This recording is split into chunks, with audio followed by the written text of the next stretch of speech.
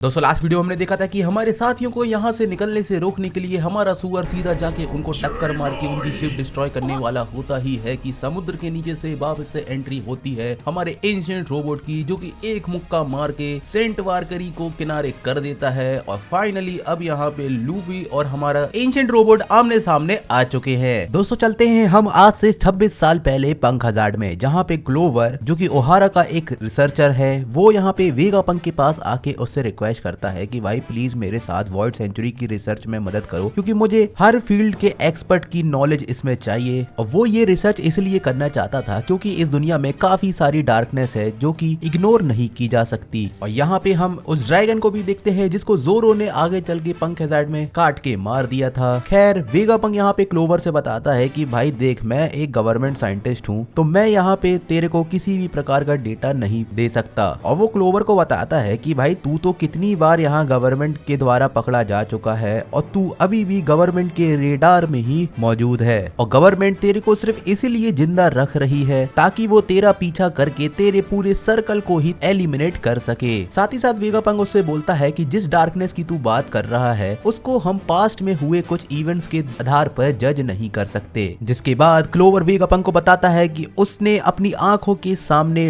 D नाम के एक व्यक्ति को मरते हुए देखा था, जिस व्यक्ति के साथ उसने अपना बचपन बिताया था। और वो बताता है कि वो कोई और नहीं उसका बड़ा भाई था, और वो अपना real name Clough T clover बताता है। साथ ही साथ वो यहाँ ये भी रिवील करता है कि जिस मोमेंट में गवर्नमेंट के एजेंट्स यहाँ पे उसके भाई को उसकी आंखों के सामने मार दिए थे, तो उस मोमेंट में अपनी जान बचाने के लिए उसने एक झूठ बोला कि वो उसका भाई नहीं उसका दोस्त था। और इस चीज का गिल्ट उसको हमेशा से ही था, क्योंकि वो ये मानता है कि इस दुनिया में किसी को भी उसके नाम के आधार पर नहीं मारना चाहिए। आगे वो वेगापंक को बताता है कि ऐसे कितने सारे हिस्टोरिकल रिकॉर्ड्स हैं जिनको सीक्रेटली इरेज किया जा रहा है ताकि वो वर्ल्ड गवर्नमेंट की पोल ना खोल दें। लेकिन वेगापंक उसको बताता है कि भाई मैं तेरी मदद नहीं कर सकता, और जो कुछ भी तूने मुझे इस वक्त बताया है मैं वो सारी चीजें भी भूल जाऊंगा। क्लोवर को उसकी जान बचाने का बोल के वेगापंक वहाँ से निकल जाता है, लेकिन क्लोवर यहाँ वेगापंक को बोलता है कि वो किसी भी हाल में सच्चाई का पता लगा कर ही रहेगा, क्योंकि वो पास्ट की वॉइसेस को भी सुन सकता है। खैर 3 साल बाद दोस्तों यहाँ पे एक खबर मिलती है कि गवर्नमेंट ने यहाँ ओहारा में बस्टर कॉल के जरिए पूरे आइलैंड को ही डिस्ट्रॉय कर दिया है। और पंख हजार्ड में लैब के अंदर हम सीजर क्लाउन को देखते हैं जो कि वेगापंक के साथ एक रिसर्च में काम कर रहा है, और वो यहाँ बताता है कि गवर्नमेंट ने भाई क्या गजब का काम किया है। उन्होंने यहाँ पे बस्टर कॉल का इस्तेमाल करके पूरे ओहारा के सारे आर्कियोलॉजिस्ट को ही मार दिया, और इससे पूरी दुनिया में एक एग्जाम्पल सेट हो जाता है जिससे अब कोई भी वॉइड सेंचुरी के बारे में रिसर्च करने का अटेम्प्ट नहीं करेगा। और वो यहाँ पे ये सब देख के काफी ज्यादा खुश होता है, लेकिन वेगापंक को अंदर ही अंदर क्लोवर की याद आती है, और आगे चल के वेगापंक को ये पता चलता है कि उस इंसिडेंट में सिर्फ एक ही सर्वाइवर बचा है जो कि एक छोटी सी बच्ची है, और उसके ऊपर भी गवर्नमेंट ने एक काफी बड़ी बाउंटी लगा दी है जो कि होती है भाई हमारी रॉबिन। जिसके बाद वेगापंक यहाँ पे ओहारा के लोगों को श्रद्धांजलि देने के लिए आइलैंड में जाता है, जहाँ पे वो ये देखता है कि वहाँ के रहने वाले सभी लोगों के पास आइलैंड से बच के भागने का टाइम था, लेकिन उन्होंने वहाँ से भागने की बजाय अपनी सारी रिसर्च और डॉक्यूमेंटेशन को सुरक्षित करने का फैसला किया। और ओहारा के आर्कियोलॉजिस्ट के इतने बड़े सैक्रिफाइस को देख के वेगापंक की आंखों से आंसू आ जाते हैं। अब दोस्तों वापस से हम प्रेजेंट टाइम में आते हैं, तो वेगापंक अपने मैसेज में बताता है कि उसने किसी से सुना था कि वो पास्ट की वॉइसेस को सुन सकता है। साथ ही साथ वो ये भी बताता है कि हिस्ट्री हमेशा विजेताओं के द्वारा लिखी जाती है, और जो भी हार चुके थे उनकी आवाज अब समुद्र की गहराइयों में डूब चुकी है और अब मुश्किल से ही सुनाई देती है। लेकिन वो सच जो कि बहुत बड़े सैक्रिफाइसेस के बाद डिस्कवर हुआ था, वो अभी मैंने दुनिया के सामने कन्वे कर दिया है, और मुझे होप है कि ये ब्रॉडकास्ट अब तक सुरक्षित तौर पर पूरी दुनिया के सामने पहुंच चुका होगा। और वेगापंक के इन शब्दों को सुन के यहाँ मेरी रॉबिन की आंखों से भी आंसू आ जाते हैं। वहीं दोस्तों लेवो फेस में यहाँ पे हम हमारे साथियों को देखते हैं, जिसमें जोरो लिलिथ से बोलता है कि भाई तुम लोग यहाँ से निकलने की तैयारी क्यों नहीं कर रहे हो। लेकिन लिलिथ यहाँ पे सभी को समझाती है कि जितनी कैलकुलेशन उसने की है उस हिसाब से कूप दे बस्ट का यूज करने के बाद भी हमारी शिप सिर्फ 1 किलोमीटर तक ही दूर लॉन्च हो सकती है, और अगर उन्होंने इसका इस्तेमाल कर भी लिया तो भी इनके सामने इस वक्त हमारे गांधी जी अपनी तलवार लेके खड़े हुए हैं, जो कि इनके रास्ते में आके उन पे अटैक करके उनको यहाँ से जाने से रोक देंगे। और जिस तरह की इस वक्त हवा चल रही है उस हिसाब से उनकी जो स्पीड है वो और ज्यादा स्लो डाउन हो जाएगी और उसकी कैलकुलेशन के हिसाब से उनकी शिप किसी भी हाल में यहाँ पे समुद्र तक नहीं पहुँच सकती। तो उनको यहाँ से निकलने से पहले सबसे पहले तो गांधी जी को ठिकाने लगाना होगा। और वहीं पे हम देखते हैं कि एटलस उड़ते हुए हमारे साथियों के पास आती है और एक जोरदार मुक्का मार के यहाँ पे लिलिथ को नॉक कर देती है, जिसको देख के यहाँ हमारे सभी साथी शौक में आ जाती है कि एटलस ने यहाँ पे लिलिथ को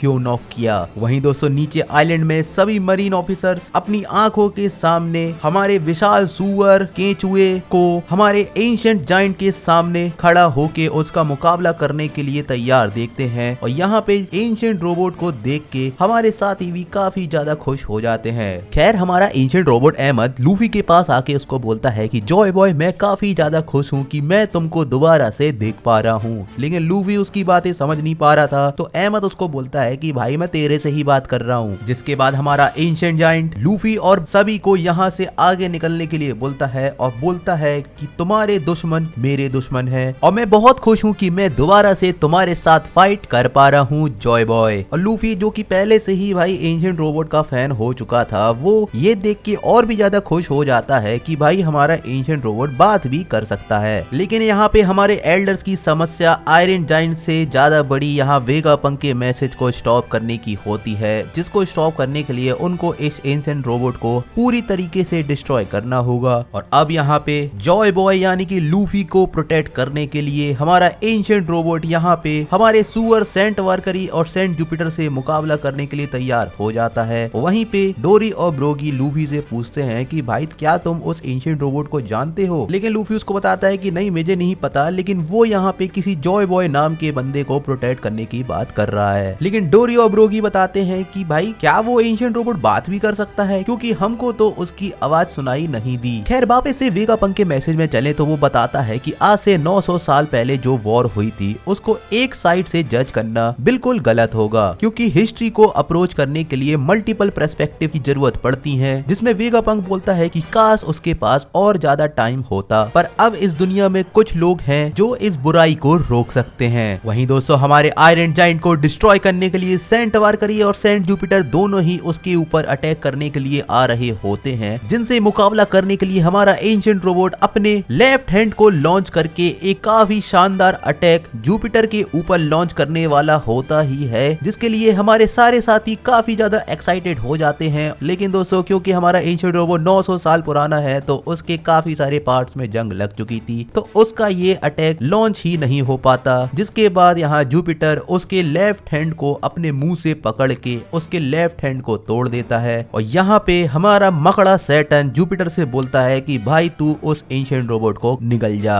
जिसके बाद हमारा सैटर्न सीधा हमारी बोट पे आके चढ़ जाता है और यहाँ पे उसका मेन मिशन कूमा और बोनी को मारना होता है। वापस से दोस्तों ऊपर लेवो फेस में चलें तो यहाँ पे हमारे साथी ये नहीं समझ पा रहे थे कि एटलस ने आके आखिर लिलिथ को क्यों नॉक किया। साथ ही साथ वो यहाँ पे लिलिथ के हेड में लगे हुए ट्रांसमिशन डिवाइस को भी ऑफ कर देती है। जिसके बाद वो यहाँ पे हमारे साथियों से बोलती है कि तुम लोग यहाँ से निकलने की तैयारी करो, जो कुछ भी तुम्हारे रास्ते में आएगा उससे मैं यहाँ पे निपट लूंगी। और लिलिथ के नॉक होने के बाद यॉर्क को ये पता चल जाता है कि लिलिथ का भी एक्सेस यहाँ पे कट हो चुका है। इसका मतलब कि अब वो और एटलस ही बचे हुए वेगापंक हैं जो कि इस वक्त जिंदा है। जिसके बाद एटलस यहाँ पे अपने बूस्टर्स को ऑन करके सीधा सेंट ईथन बैरन की तरफ निकल जाती है और जीन भाई यहाँ पे हमारी शिप की कमान संभाल के कूप दे बस्ट का इस्तेमाल करके यहाँ से निकलने की तैयारी करता है। और यहाँ पे हमारे साथियों की मदद करने के लिए एटलस सीधा यहाँ पे सेंट ईथन बैरन के पास जाती है, जहाँ पे ईथन बैरन पहले तो उसका एक हाथ ही काट देता है और अपने अगले वार में वो यहाँ पे एटलस को काफी बुरी तरीके से डैमेज करता है। लेकिन एटलस किसी तरीके से हमारे साथियों को लेवोफोर्स से निकलने में मदद कर देती है। लेकिन अभी भी हमारे साथी समुद्र से काफी ज्यादा दूर थे और जिस स्पीड से वो यहाँ से निकल रहे हैं वो यहाँ पे समुद्र में लैंड नहीं कर पाएंगे। जिसके बाद यहाँ पे एटलस हमारे साथियों को थोड़ा सा और पुश करने के लिए खुद को सेल्फ डिस्ट्रक्ट कर देती है और एटलस के सेल्फ डिस्ट्रक्शन के ब्लास्ट के इम्पैक्ट से हमारे साथियों को थोड़ा सा और पुश मिल जाता है, जिससे वो यहाँ पे सुरक्षित समुद्र में अब लैंड कर सकते होते हैं। पर यहाँ पे हमारे साथी एटलस के इस सैक्रिफाइस को लेके काफी ज्यादा उदास होते हैं और वहीं पे यॉर्क अब काफी ज्यादा खुश हो जाती है क्योंकि उसे ऐसा लगता है कि वो अब इकलौती वेगापंक बची है जो कि जिंदा है। पर हमारे एल्डर्स के लिए अभी भी समस्या वेगापंक का मैसेज था जिसको स्टॉप करने के लिए उनको हमारे एंशिएंट रोबोट को डिस्ट्रॉय करना होगा क्योंकि उसके अंदर रखा हुआ ट्रांसमिशन ट्रांसपोंडर स्नेल अभी भी वेगापंक के मैसेज को लगातार ब्रॉडकास्ट करे जा रहा था। और अपने मैसेज में वेगापंक आगे बताता है कि पायरेट गोल्डी रॉजर ने पूरी दुनिया को ही एक्सप्लोर कर लिया था और अपने सफर के अंत में उन्होंने भी पास्ट की वॉइसेस को सुना होगा। और अपने मैसेज में वेगापंक बोलता है कि जिस हिसाब से चीजें आप लोगों ने अभी तक नोटिस की हैं उसी के आधार पे मैं यहाँ पे फ्यूचर के कुछ प्रोजेक्शन बताना चाहता हूँ। वहीं दोस्तों आइलैंड में हमारा एंशिएंट रोबोट जो कि यहाँ पे हमारे एल्डर से फाइट करने में स्ट्रगल कर रहा था और अब तो उसका एक हाथ भी जा चुका है। और जॉय बॉय की कही हुई बात को याद करते हुए एंशिएंट रोबोट बोलता है कि क्या यही वो सही समय है जिसके बारे में तुमने बताया था जॉय बॉय, क्या